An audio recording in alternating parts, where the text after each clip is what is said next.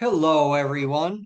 Thank you for visiting the Paul Brunton Philosophic Foundation YouTube channel again.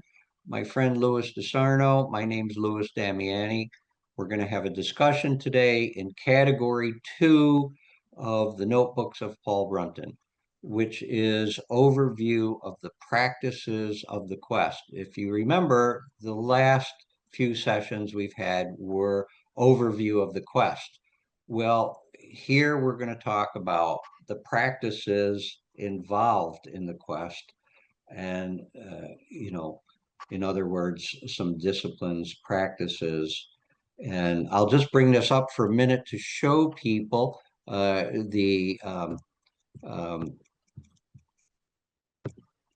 the screen where we get all this. Um, So if you remember right, we go to paulbrunton.org and we come up here and we go to explore, and then we come down here to the notebooks of Paul Brunton. And here we are in overview of the practices of the quest. Remember this search function over here, if you ever want to look any specific quotes up or words, and you can also look up phrases or keywords. It's a really wonderful website. But we'll go to overview of the practices of the quest and to give a view of everything that's involved here. Um, and Lou, what is your take on this category? How do you see category two here? Well, I think it's a very extensive, inclusive category for what PB wants us to understand and the kind of um, overview that we need to have in mind when we enter this quest or take up the quest. These practices and what PB has to say about them are going to be something that we're going to have to be practicing and using throughout our lives. If the quest is something that we choose to really enter and sincerely follow. So, and he has so much in terms of suggestions, techniques, and a way of looking at these things that is somewhat unique to PB. But on the other hand, PB culled a lot of this material from other traditions. He spent so much time in the Orient and in the West, culling from the many different spiritual traditions these practices, and his own, actually his own original way of using them, and for our times. So I think the one thing I would say is what PB's offering is a modern version of spiritual practices that are available for us to use now in these times, which are unique. Yeah, no, that's great. And there have been some viewers who have asked, do you or I or the PBPF know of spiritual teachers that can be recommended? And I don't think we feel, you know, uh, good about going there and recommending to people. People need to do their own search if you're looking for a teacher in philosophy or spirituality.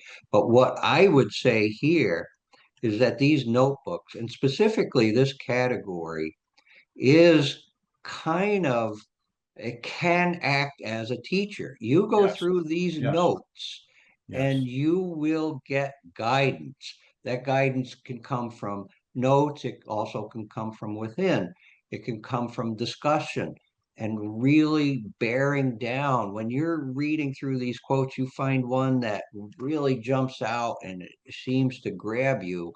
You need to spend time with that because there's real guidance in these quotes. If you're interested in what we're speaking about here, and PB, Paul Brunton, has developed his own language to a certain extent. He was a master of English, but the quest of the overself, an overview of the practices of the quest. And just to go back here a little bit and just look at some of these if we go down the ant's long path. Now, why the long path is so important is because he juxtaposes it to the short path. The short path is going to be later on in the categories, along when we start talking about contemplation Right. and real inner progress. But right now, in this category, we're talking about the ant's long path. He has the measure of progress, the uncertainties of progress, practice mental discipline, balance the psyche. So important, because if you're lopsided or not balanced or not trying in a Jungian sense to become whole, integrate various aspects of the psyche into wholeness, you have problems. Discipline, desires, renunciation, asceticism, uh, the quest and social responsibility. So this category is so important, and I hope you all look for it. Lewis and I have picked out a garland of quotes today, and we will again read 4 or 5 quotes, discuss them, and the first one is going to be, let's see, we'll go back and we'll actually look for this. This is the first quote, is the ants along path right here. So we'll go here, and it was number 40. Number 40.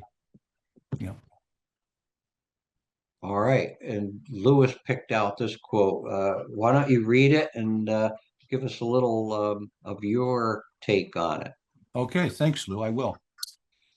So, to begin, the quester cannot imitate the conventional lives of other people. He has to make some changes, and particularly some sacrifices, if he is to follow a path whose goal is different from theirs. He has to find some time for meditation and study, some time when he can fully and truly be himself. And this requires, however short, a daily period of solitude. He has to arrange his diet so that it will not provide more difficulty for his inner work. He has to be careful of what company he keeps so that he will not be constantly responding to their auras, either in struggle or in defense. So, why this quote? Well, I think in this quote, PB's covering a wide range of the considerations we have to have in mind as we enter this quest, this philosophic spiritual quest. And he's mentioning these very specific areas of life that we have to kind of take care of and be mindful of if the quest is going to be successful at all. And so he mentions right up front how we can't live the conventional life. Now, what does he mean by that? Well, I think what he's saying there is that the conventional life is pretty much taken up with, let's say, work, hobbies, family, pastimes, whatever, which kind of fills up a person's daily life, their wakeful life, and that's pretty much what is considered living your life. That's conventional. So PB is suggesting, look, if you really want to take up what I'm offering here and what the spiritual traditions have offered down through the ages, you really have to carve out some time to be in solitude. You have to think about meditation, study, and time. I think he mentions to fully be yourself. And it's very difficult to be oneself if you're constantly in the company of others. Now, obviously, most of us are not going to be monks or nuns, and we have to work. Many of us have families that we have to deal with. So, but he's suggesting in our time, in this period of time, it's going to be, a necessity for us to carve out at least a part of the day where we can be in solitude, where we can meditate, study, and just come to know ourselves as we truly are in our innermost being. And I think the other thing he's really emphasizing here is um, the idea that not only do we have to have this solitude period of every day, but even when we are with other people, to the extent that we can, we need to be careful about the kinds of people we're in company with, because people have different kinds of energies. They have things that may come up that are, let's say, abrasive to us, or we're abrasive to them, and we set up a kind of negative dynamic between ourselves. These are the things that, we have to try to avoid as much as possible. Now, it's not going to be perfect. It's never going to be perfect, but he's warning us that the company we keep is going to either enhance the quest that we're taking up, or it's going to prevent it, or be an obstruction to it. So these are the things we have to think about, and try to carve out a little bit of a non-conventional way of living that really does dovetail into what he's talking about as a spiritual quest. And I mean, that's kind of my first foray into what I think he's bringing out in this particular quote, Lou. So if you have some more, I would like to hear it too. Yeah, no, I think that's great, and I think it encapsulates it. I think it's interesting. He also brings in diet here, Yeah, which I if didn't mention you diet. look in the doctrines of Buddhism and Hinduism within yoga, you'll see the doctrine of ahimsa, and so without going off on a long tangent, he's saying, as yoga does, and many of these doctrines, the consumption of alcohol, meat, some of these things help in meditation, help in the quieting of the mind along with the body. So I think he's, I would just add that does seem to be an aspect of an integral path, and diet, um, and the way we live, how we live is important. So I think you did a good job there. Well, I I'm like. glad you brought out diet, Lou. Excuse me, but I didn't. I think what you're suggesting, or he's also making a suggestion here without going into a lot of detail, is that the kinds of things we put in our body are going to have an effect, and sometimes a dramatic effect, on our mentality, on our consciousness, and on our bodies, of course. So things like meat, and other coarse foods, alcohol, drugs. These things are, in all of the major spiritual traditions, they will recommend restricting these things, if not completely eliminating them, if you really want to enhance your aspirations in this quest. So, like we just said, coarse foods, alcohol, drugs. I mean, it's these are things that we have to begin to reduce if we're already indulging in them. If the quest has become something we're really confirmed, we're really convicted to enter. And I think that's the point. Once you make the serious commitment to this work and to these aspirations, you have to ask yourself, what is enhancing my quest? What is obstructing it? And food is a very important thing. Food and the different kinds of things we take into our bodies. So, yeah, All I right, think. let's see. We'll move on to um, the next, and this will be still in the ant's long path, but it is quote 90.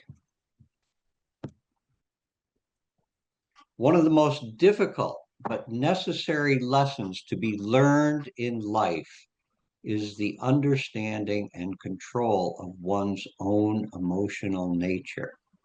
It must be constantly observed, understood, and its energies should be redirected to produce that condition of inner calm and stability, which is indispensable to progress.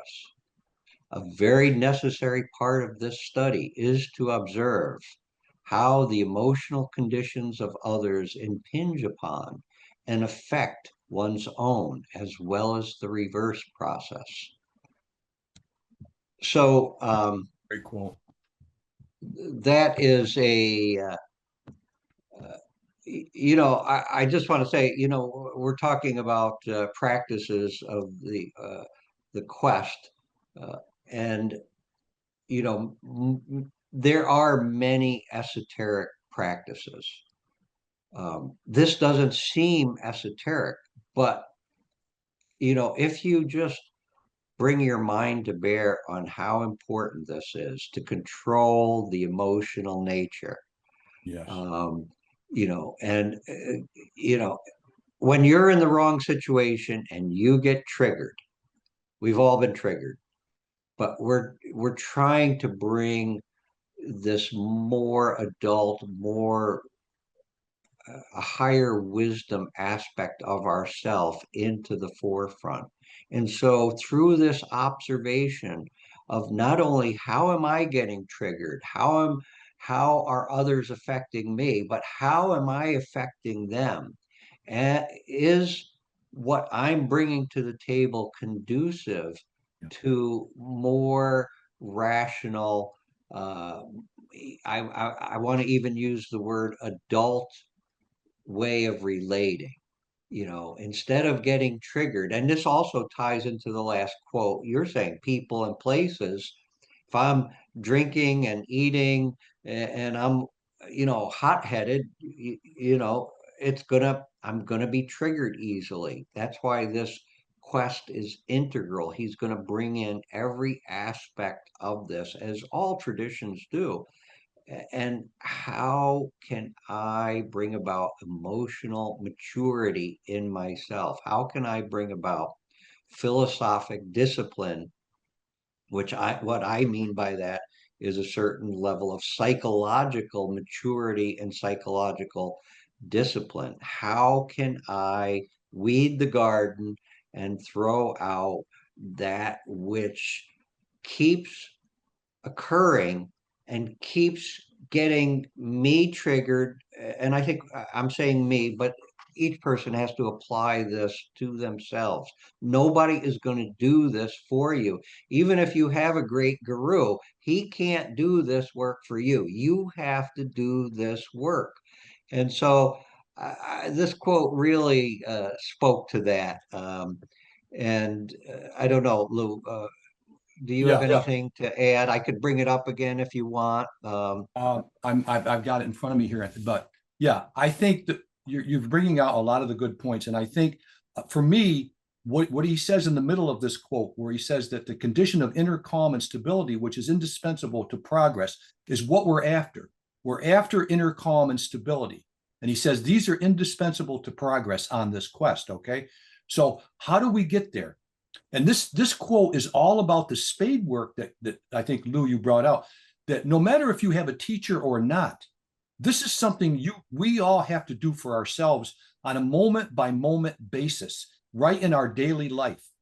And many of us are working in the world or have worked in the world.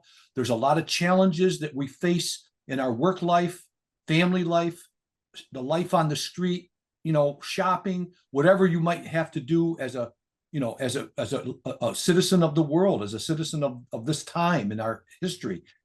You have to be mindful of your reactions to things, and somehow or other we have to bring to bear some kind of stability and calmness, no matter the challenge, no matter the situation. And many of us, and I know myself personally, I used to go to work every day, and always, I fell on my face and was humbled every day because something would trigger me. And I'd have to ask myself, where's the philosopher? Where's the person in me who can stay above the fray and not get triggered? And in a way, it was important because it's a humbling situation on a daily basis when you're living in this world in a mundane on a mundane level at work, in the family. Things are going to trigger us, and that's kind of an index into, okay, how mature are you really? How far along are you really in this spiritual quest? Can you stay calm and stable no matter what? Because he's saying that those qualities of calm and stability are indispensable. And even in No, and the that's great. And he's not talking about repression or suppression. He's no, saying be aware and take cognizance of this because once, as we've said before in other areas, once the reaction takes place, it's hard to take the words back. It's hard to put Jack in the box back in the box, so to speak, because the reaction has been triggered. that's So right. how do we not do that? And this is part of the practices of the quest by looking and practicing equanimity. And we're going to fail many, many times. And uh, but as we try, we get a little better. We constantly improve. So I think we'll go on to the next quote, which is Number 29. number 29. I Okay. think it is. Is it Yep, right? you're right.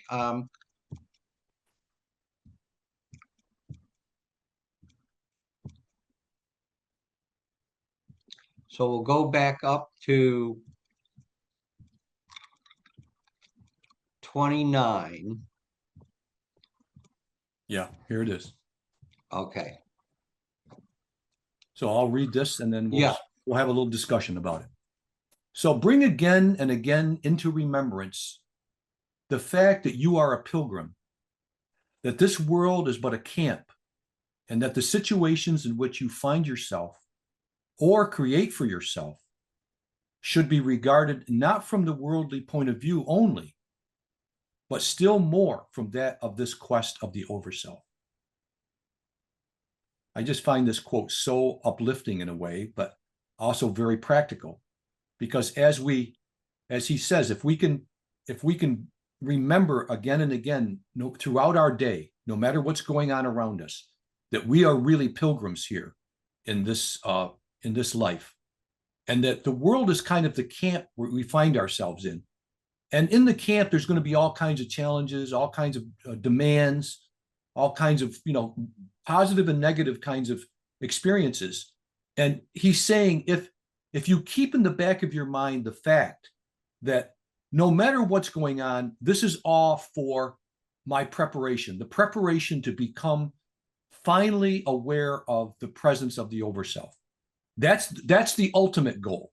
So on the one hand, I have to take care of the practical. I have to be very mindful and very present to my daily life. And PB's in no way dismissing that importance.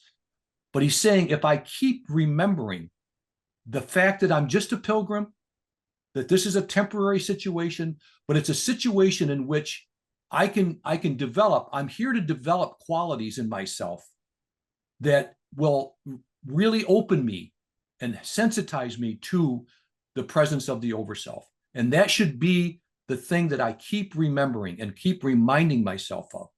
And that will mitigate, I think, from our previous discussion of the other quotes about, this triggering that we all go through on a daily basis, just living our lives. The attitude of remembrance of why we're here and what it's about ultimately will mitigate a lot of that triggering that we tend to fall into, in our everyday practical lives.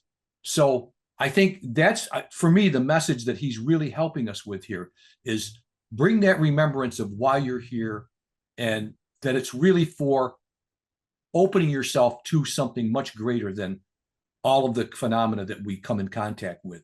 But that phenomena and those situations are really about helping us grow and open up and open our perspective. So Lou, I would invite you into. Yeah, well, I like that. And if I could add, because what occurred to me as you were speaking what, and I think this follows, it's implicated in the quote, that this is not based on a materialistic version or vision or understanding of your life. Neither is it based on a religious view Right. of your Right. life. Right. This is based on what he's calling a philosophic spiritual unfoldment of what you are doing here. You're on a pilgrimage, almost on planet Earth school.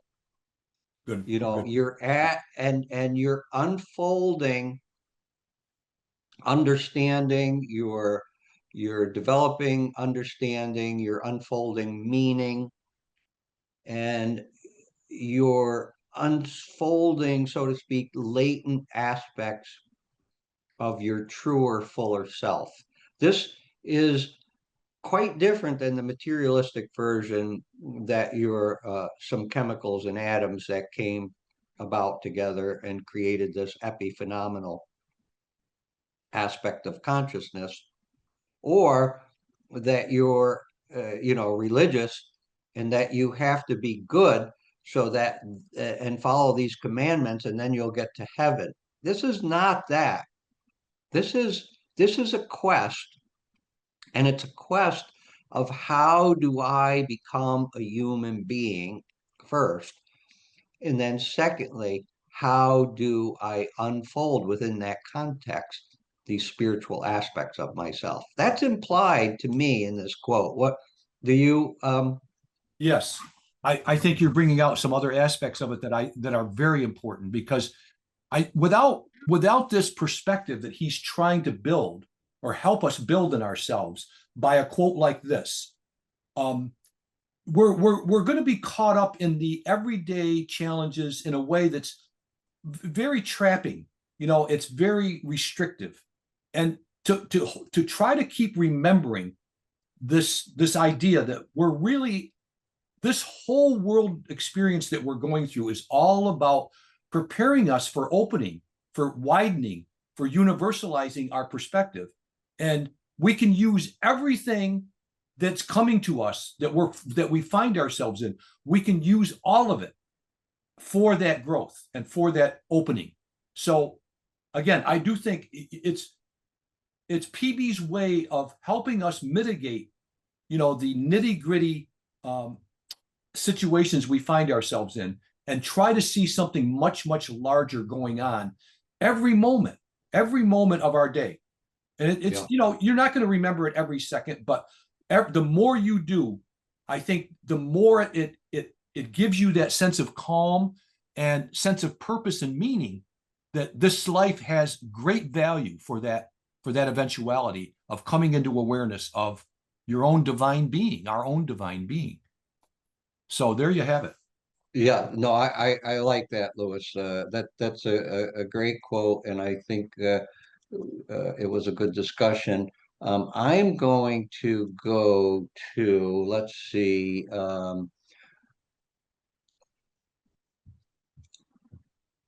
okay, so I am going to go to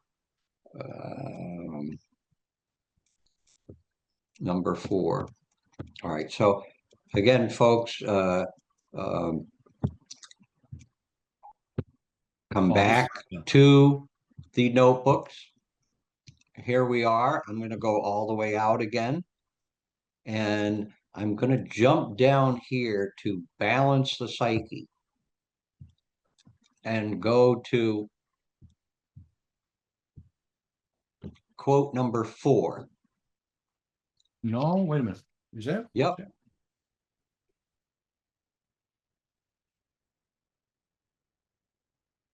Or is it 5, Lou?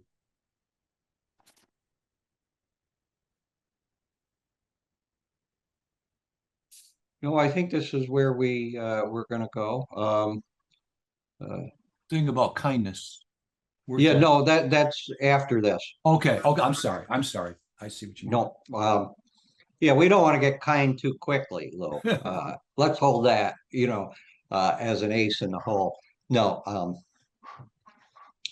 whoever wishes to develop beyond the spiritual level of the mass of mankind must begin by changing the normal routine of mankind. He must reflect, pray, and meditate daily. He must scrutinize all his or her activities by the light of philosophy's values and ethics. They may even have to change their residence, if possible, for serenity of mind and discipline of passion are more achievable, more easily achievable in a rural village than in an urban city. Mhm. So, the mass of mankind, without being overly dismissive or denigrating or um, it's saying, look at the mass of mankind. I think we've spoken of that here. Is interested in not bad things, their job, their family, their everyday life, but not within the context of some higher spiritual purpose. Now, some religions try and bring that into a person's life, and in that, to the degree they do, they succeed. He's trying to do this within this philosophic vision of life, uh, and he's saying you need to meditate, pray, study, and he says you need to look at it by whoever wishes to develop beyond the spiritual level of the mass of mankind must begin by changing the normal routine of mankind. He must reflect, pray, and meditate daily, must scrutinize all his activities by the light of philosophy's values and ethics. So for PB, philosophy is the perennial wisdom. It's an eternal verity. It is the spiritual wisdom that is the basis of all true tradition, and that is the light by which we must look at our life. And we cannot understand our life unless we reflect on it. We really must bring our own mind to pay attention and reflect on the meaning of our life over the course of it and over the specifics of it. We must pray for guidance and help in it. And again, he's saying we must meditate.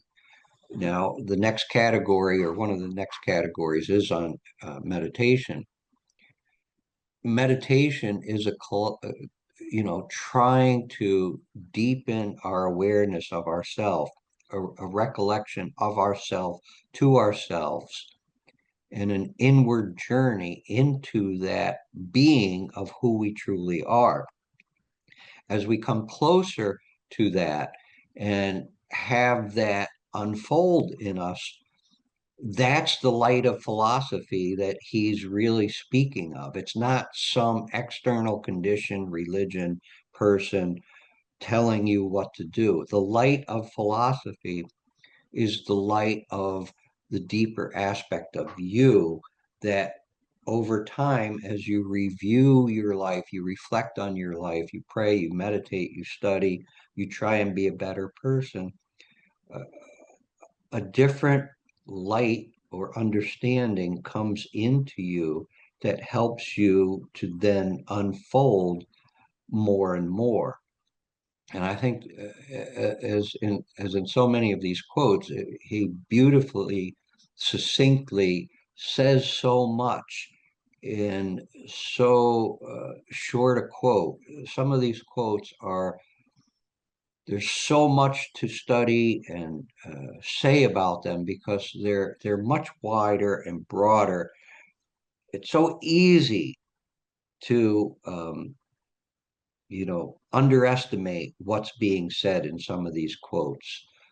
But I'll turn it over to you, Lou, for Yeah, I think you captured a lot of what he's bringing out here, and I think the only other thing I would uh, remind people of, and I think it's implied here, is PB saying without examining our lives on a regular basis in this way, this philosophic way, it's, there's it's really questionable whether the life is going to have any real meaning for the person in terms of some kind of spiritual quest or some kind of spiritual attainment. So I think the point is, he's saying to us, this is what you have to do in order to go beyond ordinary life, ordinary living, ordinary experience. None of those things are being dismissed. They're all included. He's saying, but we've got to add something. We've got to add this examining of our lives, this reflection of our lives, according to a perspective he's calling philosophical. Now, I wouldn't leave out religious ethics, religious teachings, religious principles. They're certainly included in what he means by the philosophic perspective. But the philosophic perspective is going to go even beyond let's say, the religious views. And not that they're not important, but I think what he's saying here is it's not enough to just attend religious services, read your Bible, whatever your Bible is, and live according to those basic religious principles. He's saying, no, you've really got to do some spade work on your own psychological states, on your own psyche, and become much more aware of where things are, let's say, negative, or taking you away from some kind of opening, some kind of broadening in your mind, in your psyche. And so I think that's what he means by saying we can't live the ordinary life. If you want to take up this quest that he's offering, it's going to mean some real spade work, some real reflection, and changing. He even mentions in one of the quotes, he talks about changing your residence. Does he mention it? Yes. So yeah. that's how critical I think PB is making the choices we make in our lives for this quest. These are very detailed instructions in a way. And that's why these notebooks and these quotes that we're trying to bring out are really a way of finding something of a guru just in these writings. And it's certainly a good place to begin a spiritual quest, because he's gonna cover just about every aspect of a person's life and show you how to think about it in a philosophic way. So I think that's what he's really offering us here. No, I think that adds a lot. I think we could almost say, as Socrates did, an unexamined life is a life not worth living. And he's Exactly. speaking to that in distinction to an instinctual life. And in a way, that's why Plato didn't let anyone into the academy until they were over 40 years old, because they had to go live an instinctual life, have a child, children, marriage, etc. But we're not there. We're not 500 BC. So PB's calling us to live a reflective life as Socrates did. I'll choose one more. I'm sorry, I got a little cough.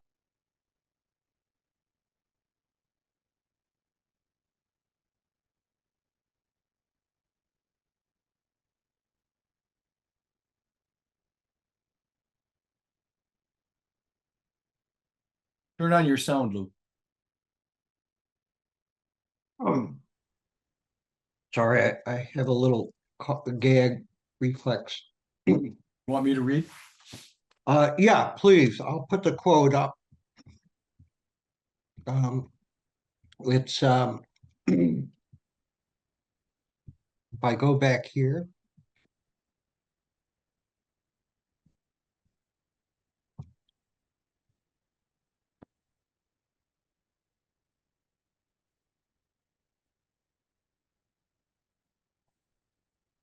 And I go to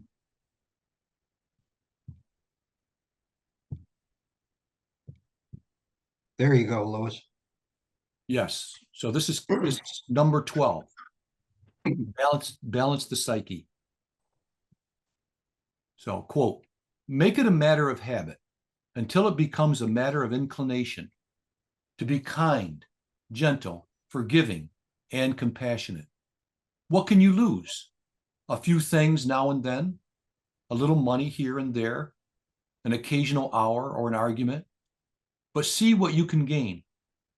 More release from the personal ego, more right to the overself's grace, more loveliness in the world inside us, and more friends in the world outside us. Beautiful quote. Beautiful quote.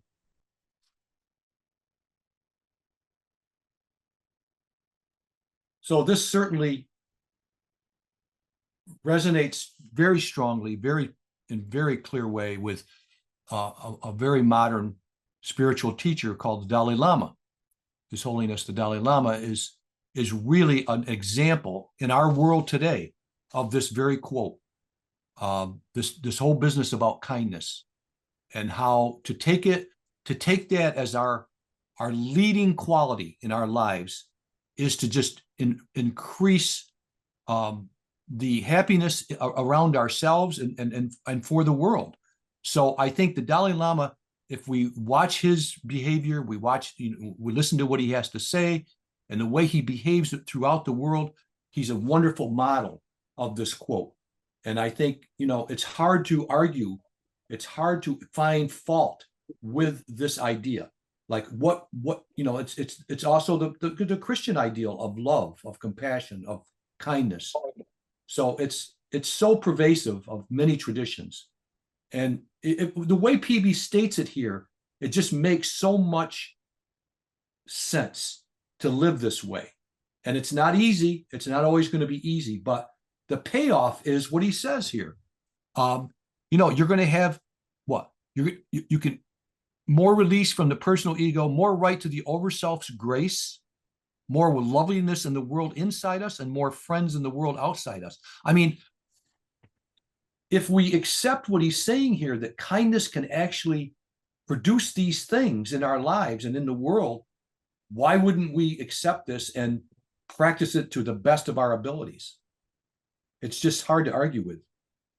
Well, and it is, and if it seems, but maybe it's always been this way, but right now in the world today, instead of the divisiveness that's so pervasive and so prevalent, if this attitude was practiced of kindness, of love, even if we disagree, even if we argue, I mean, and it's not even saying, keep silent in the face of,